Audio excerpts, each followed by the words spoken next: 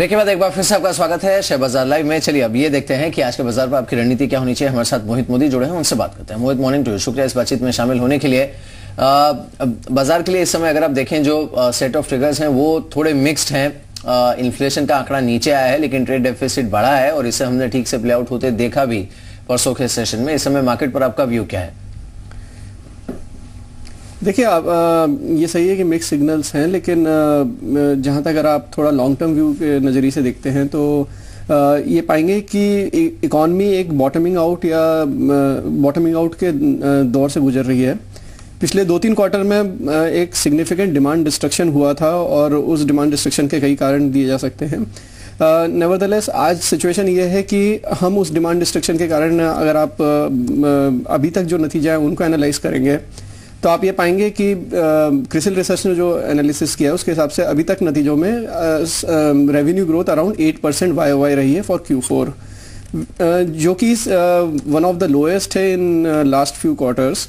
And ये clearly signify करती है कि there was some pain in the economy which hopefully looking forward it should ease out, but उस pain को ease out होने में थोड़ा सा टाइम लगेगा।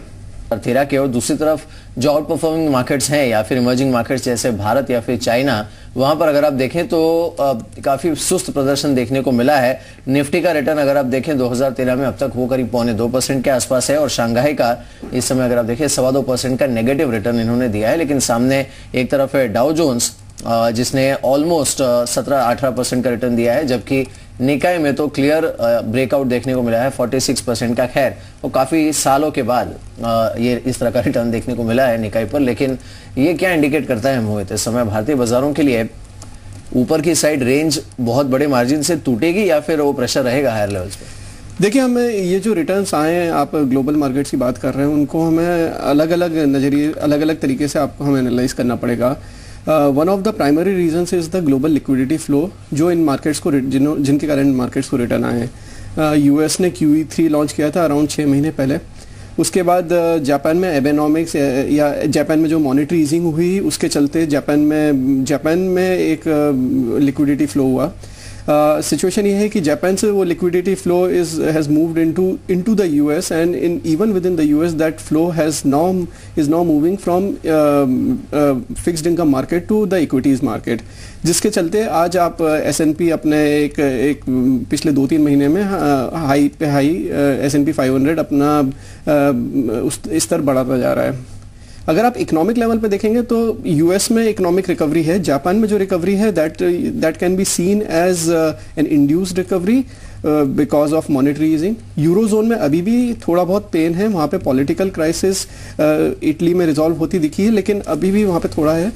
इस सब के चलते इंडिया, अगर भारत को देखा जाए तो भारत में रिकवरी, भारत के अपने खुद के इश्यूज हैं और भारत में जो रिकवरी हो रही है उसमें जैसा कि मैंने पहले कहा कि 1-2 क्वार्टर और लगेंगे बॉटमिंग आउट होने में, और उनके चलते इक्विटी मार्केट के नज़रिए से ग्लोबल इन्वेस्टर्स हो सकता है कि भारत में उसको थोड़ा सा उसके पहले अपनी एक पोजीशन ले लें, और वो पोजीशन लेते हुए हमने पिछले 1 महीने में देखा भी था, जिसके कारण कि इंडियन मार्केट थोड़े ऊपर भी गए थे।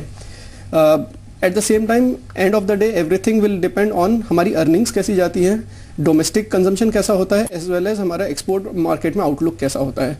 तो इनसे हमारी इंडियन कंपनीज की अर्निंग्स कैसी जाएगी, उससे हम लॉन्ग टर्म एक ट्रेंड की बात कर पाएंगे कि रिकवरी है कि नहीं है। मोहित, आपने जो आपकी मिड कैप कवरेज है उसमें कुछ स्टॉक्स ऐड किए हैं फिलहाल? हाँ जी, हमने पिछले कुछ दिनों में हमने 2 कंपनीज पे इनिशिएट किया है। एक है अपोलो हॉस्पिटल्स, दूसरी है Shriram City Union finance. Apollo hospital में हमारी फंडामेंटल ग्रेडिंग है 5/5 जो कि एक्सीलेंट है और हमारी फेयर वैल्यू है 982 रुपीज़। श्रीराम सिटी पे हमारी फंडामेंटल ग्रेडिंग 3/5 से 4/5 हो गई है जो कि अब सुपीरियर है, एक अपग्रेड हुआ है, एवं उस पर हमारा फेयर वैल्यू है 1116 रुपये। अपोलो में the story is that Apollo has 2 businesses, pharmacy and hospital, and both are very well growing businesses, both in the pink of their health.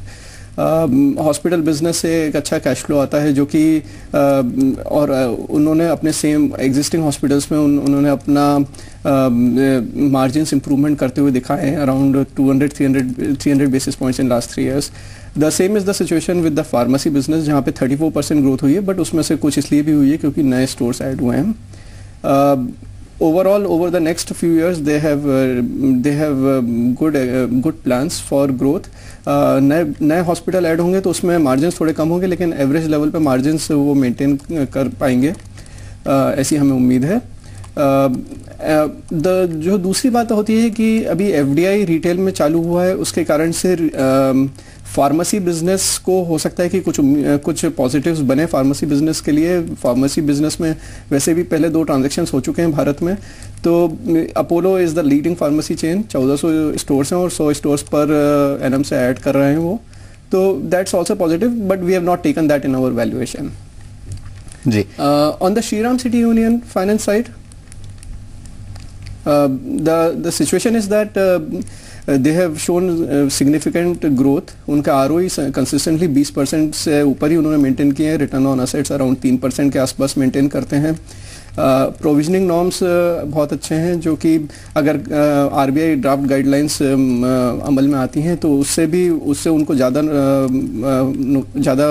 फर्क नहीं पड़ने वाला है। इस सब के चलते श्रीराम सिटी यूनियन को हमने अपग्रेड किया है from good fundamentals to superior fundamentals. जी मोहित, ईसीबी को लेकर के सरकार कुछ रियायतें दे रही हैं इंफ्रा और तेल कंपनियों के लिए, यहाँ पर राहत है। साथ ही बातचीत ये भी है कि टेलीकॉम कंपनियों को इंफ्रा का एक दर्जा दे दिया जाए और उन्हें भी बाहर से पूंजी लाने में मदद मिले। तो इन सब का असर क्या देख रहे हैं आप? किन शेयरों को, चुनिंदा शेयरों को फायदा होता हुआ नजर आ रहा है आपको?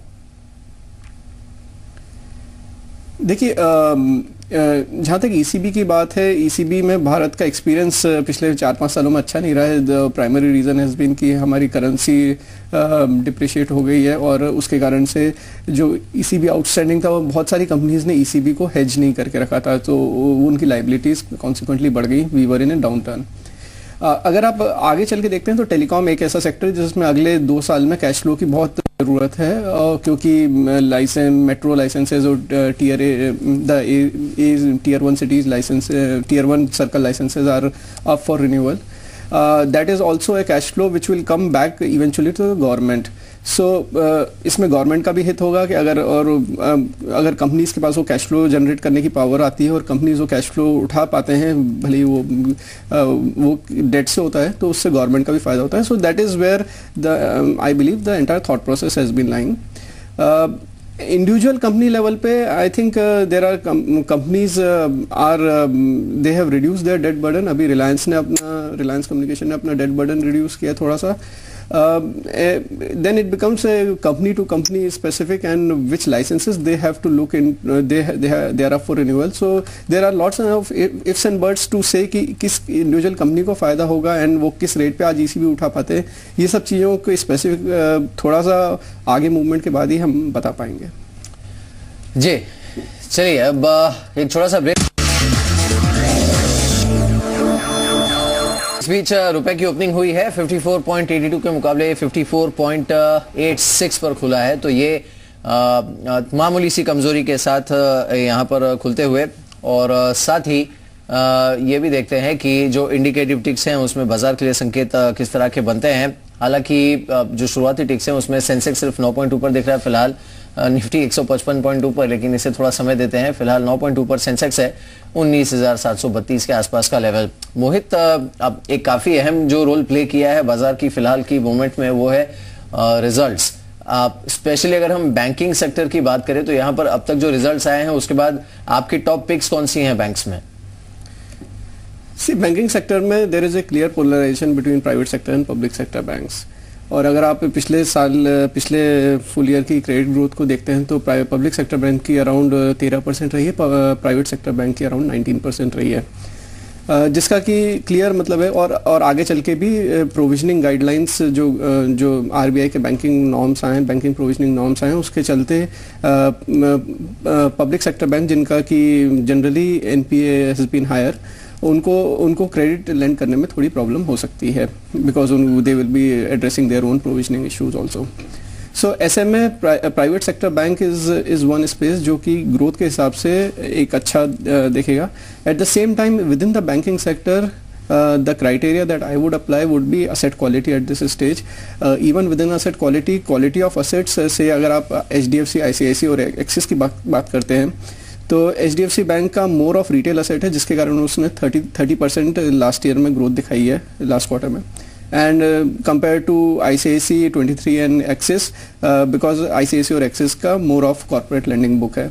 सो अभी लास्ट रिजल्ट्स में retail asset is where which has given good results. I think as economy as the problems bottom out, both retail as well as corporate asset books where the quality of assets are better, उन पे वहाँ पर आपको अच्छी earnings की उम्मीद की जा सकती है. From a valuation perspective, investors, it is investors call I would say, because end of the day it's their risk appetite. On valuation side, clearly HDFC Bank, which has given good results, has one of the most premium valuations.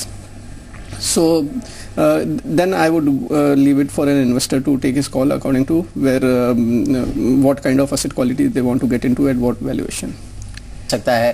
मोहित, जो IT stocks हैं उस पर आपकी रणनीति फिलहाल क्या है, क्योंकि मार्केट ने अच्छा खासा डॉलर इन्फ्लो देखा, इसके बावजूद करेंसी जो है इंडियन करेंसी वो स्ट्रगल कर रही है डॉलर के सामने.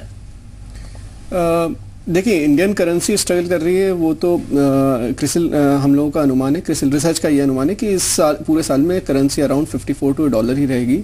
द प्राइमरी रीज़न इज़ कि अभी भी करंट अकाउंट में डेफिसिट है, और वो डेफिसिट अराउंड 4.5% ऑफ GDP रहने की उम्मीद की जा सकती है आप इस पूरे साल में. So to that extent, अगर the inflows are actually covering the current the deficits that we have, and to that extent we should not be very hopeful about the currency part of earnings for the Indian IT companies. Eight the same time Indian IT companies के लिए जो delta है वो ये है कि आज US market, US economy is showing very early signs of revival, दो वी कैन आर्ग्यू कि वो रिवाइवल मॉनेटरी ईजिंग के कारण हो रहा है या और किसी कारण से हो रहा है, लेकिन आज ऑन द ग्राउंड रिवाइवल है जो कि वहाँ के मार्केट्स में भी दिख रहा है, and that is a very good opportunity for the Indian IT pack. If you look at the billing rates of Indian IT companies, they have been more or less flat रहे हैं, लेकिन volume growth पिछले एक साल में around उन्होंने 10% का on an average 9 से 10% के करीब वॉल्यूम ग्रोथ दिखाई है इंडियन IT कंपनीज, जो कि एक पॉजिटिव रहा है. आगे चल के इस साल में भी उम्मीद की जा सकती है वॉल्यूम ग्रोथ रहेगी. मार्जिन्स पे थोड़ा प्रेशर रहेगा, बिकॉज अगर इकॉनमी रिकवरी मोड पे आती है तो IT कंपनीज को ज़्यादा एम्प्लॉयज़ ऑन साइट रखने पड़ सकते हैं, जिससे कि उनकी ऑन साइट कॉस्ट बढ़ सकती है, वीज़ा कॉस्ट बढ़ सकती है, जिससे overall at the margin level around 150 basis point का प्रेशर बन सकता है. इस बीच चलिए एक नजर डालते हैं रिलायंस पर. आज यहाँ पर बढ़त देखने को मिल रही है, और इस बार इंडिया में करने वाला है, दिल्ली में करने वाला है, और वहाँ पर हो सकता है कि वो रिलायंस के चेयरमैन मुकेश अंबानी के साथ भी मुलाकात करे, और उसके बाद इनफैक्ट जो टॉप आर्टिलरी है ब्रिटिश पेट्रोलियम की वो KGD 6 में विजिट कर सकती है. रिलायंस पर आपकी सलाह क्या है फिलहाल मोहित? On the stock per se, we don't have a live coverage at this stage, so I will not be able to guide you on that. At the same time, the bigger issue about the extraction of gas from the KG is the biggest issue, I think, at least in this space. And I think उसमें अगर उसमें अंदेशे आए हैं कि कुछ technical break through मिलने की उम्मीद की जा रही है. अगर वो टेक्निकल ब्रेक थ्रू मिलता है तो I think that will be good not only for the company but also for some of the downstream industries as well. Mohit, Ranbaxy पर आपकी सलाह क्या है? See, Ranbaxy again, sorry, but it is not in live coverage. The only thing I would say is, from an investor's point of view, there are two things which an investor should look at from investability. One is the fact कि एक settlement जो बहुत दिनों से pending था वो settlement हो गया है. So that is something which can be acknowledged in earnings forecast and so forth. The second thing is the fundamental reason of such a dispute. I think that is also something which needs to be taken into account for the company. Henceforth, the investor should acknowledge that such a thing is also there, has happened within this organization. So I think these are the two things on which I would suggest an analysis can be done on this. मोहित, ये जो private banking stocks हैं इसमें आपकी basket में सबसे ऊपर कौन से स्टॉक्स हैं इस समय? See, in the private banking stocks, we are passively tracking most of these stocks. as I said earlier, the bigger question here is the bigger question here is कि पहली बात तो ये कि आप ये जो 25 बेसिस पॉइंट की जो आप अभी कट की बात या जो भी कट की बात है वो हो पाती है कि नहीं, that is the first thing I would be looking at. The second thing is asset quality is the biggest thing. Asset quality के साथ growth and quality of assets. I think उसके हिसाब से HDFC बैंक की asset quality अच्छी रही है, yes bank की एसेट क्वालिटी अच्छी रही है, और ICICI का थोड़ा सा लो रहा है 3.2% के आसपास, but overall I think Axis ने भी एक अच्छी एसेट क्वालिटी दी है. So I think these are the stocks. अगर कट आता है तो इससे इन स्टॉक्स को क्रेडिट लेंडिंग में फ़ायदा हो सकता है. को मिल रहा है. मोहित, यूबी ग्रुप का कोई भी स्टॉक है जो आपके कवरेज में है फिलहाल? नो, आई एम सॉरी, अभी लाइव कवरेज में कुछ भी नहीं है. और कोई काउंटर और मिड कैप स्पेस में जो फिलहाल आप अग्रेसिवली ट्रैक कर रहे हो? सी, मिड कैप स्पेस में अभी एक न्यूज़ आई थी on the Fortis health care, उसमें हमारा कवरेज है. उसमें वी आर एट, हमने फंडामेंटली उसको 3/5 विच इज़ गुड ग्रेड किया है. फेयर वैल्यू अराउंड 125 रुपीज़ है. उसमें अभी उन्होंने IPP प्लेसमेंट का अनाउंसमेंट किया है. थोड़ा सा वैल्यू डाइल्यूटिव दिख रहा है, बट ये अभी we have to study because announcement रात को ही हुआ है. द अदर थिंग इज़ कि उस स्टॉक में उनका फोकस पहले इंटरनेशनल एक्सपेंशन पे था, जो कि उन्होंने वापस पिछले 3-4 महीने में उन्होंने focus consolidation in their own operations and getting more productivity, उस पर फोकस शुरू किया है, जो कि एक from a fundamental point of view एक अच्छा मूव है. They exited the dental corp in Australia, because of which there was a value accretion that happened in the stock at that point in time. मोहित, कार्यक्रम की शुरुआत में आपने जिक्र किया था कि किस तरह से आपने तिमाही नतीजों का ये विश्लेषण किया है, और क्या इसके बाद आपने सेंसेक्स और निफ्टी के EPS को लेकर के कुछ अपने अनुमान बदले हैं, कुछ संशोधन किया है, और उनके हिसाब से क्या यहाँ से सेंसेक्स में 2000 अंक की बढ़त या निफ्टी में इसी तरह से 10-15% के आसपास की बढ़त की संभावना वैल्यूएशन के हिसाब से बनती है? देखिए, हमारा क्रिसिल रिसर्च का अनुमान है कि जो हमने निफ्टी CNX निफ्टी के लिए मार्च 2014 FY14 एंड तक का जो फेयर वैल्यू हमारा अनुमान है अराउंड 6300 से 6500 के आसपास है, और हम अभी भी उसी पे बरकरार रखे हैं. जहाँ तक अर्निंग्स की बात है, अर्निंग्स इस बार अगर आप देखते हैं और अगर आप एक्सेप्शनल आइटम्स हटाते हैं, अगर आप तो earnings have not been great. At the same time, we expect recovery in earnings in the next few quarters. So that should lead to some upsides, and resultant flows should take us there. But at the same time, आज global market liquidity driven है, so it can go up or down depending on liquidity situation as well in the short run. चलिए एक नजर आते हैं Rajiv ENIL के counter पर. यहाँ पर खबर यह है कि इन्होंने अपने जो एडवर्टाइजिंग रेट्स हैं उसे बढ़ाया है. इसके बाद इस काउंटर पर अच्छी मजबूती देखने को मिली, और इनफैक्ट आपने नोटिस किया होगा पिछले एक हफ्ते से लगातार हम इस बास्केट की बात कर रहे हैं. यहाँ पर इस पूरे स्पेस में अगर आप देखें तो अच्छी मजबूती देखने को मिली है. हालांकि ENIL इस समय अब थोड़ा प्रेशर में आते हुए 248 का लेवल है, लेकिन खासकर न्यूज कारोबार से जुड़े जो स्टॉक्स है वहां पर हमने देखा है पिछले कुछ समय में काफी ज्यादा मोमेंटम देखने को मिला है, इंक्लूडिंग जी न्यूज जो कि हमारी इन हाउस पेरेंट कंपनी है. इन सारे स्टॉक्स पर हमने काफी अच्छा मोमेंटम देखा है. मोहित, आपकी रेडार पर इस समय चाहे वो मीडिया काउंटर्स हो या फिर even entertainment related media stocks, इस पर व्यू क्या है आपका फिलहाल?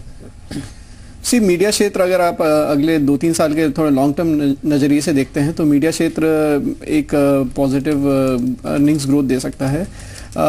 एक तो domestic demand recovery should help the media industry. Second, on the digitisation side the media industry should, जो अंडर रिपोर्टिंग ऑफ रेवेन्यूज़ हो रहे थे या जो रेवेन्यूज़ आज इंडस्ट्री को नहीं मिल रहे थे, वो रेवेन्यूज़ मिलने की उम्मीद की जा सकती है. Digitisation itself can slow down or can have intermittent blips because of some political issues, but हमने जो पिछले 3-4 क्वार्टर्स में देखा है जिस तरह से डिजिटाइजेशन धीरे हुआ था लेकिन उसके बाद भी फाइनली हुआ है कुछ सिटीज़ में, तो आई थिंक वी बिलीव कि over next 2-3 years the sector should see significant upside in earnings at least.